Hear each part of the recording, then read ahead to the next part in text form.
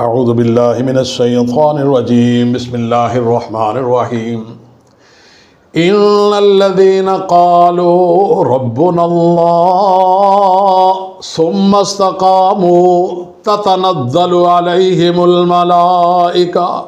ألا تخافوا ولا تحزنوا وابشروا بالجنة التي كنتم توعدون نحن أولياؤكم في الحياة الدنيا وفي الآخرة ولكم فيها ما تشتهي أنفسكم ولكم فيها ما تدعون نزلا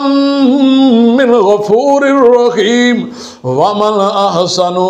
قولا ممن دعا إلى الله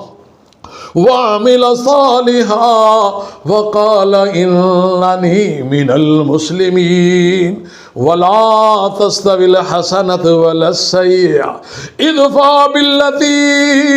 هي أحسن فإذا الذي بينك وبينه عداوة كأنه ولي حميم وما يلقاها إلا الذين صبروا وما يلقاها إلا ذو حظ عظيم وإما ينبغنك من الشيطان نزغ فاستعذ بالله إنه هو السميع العليم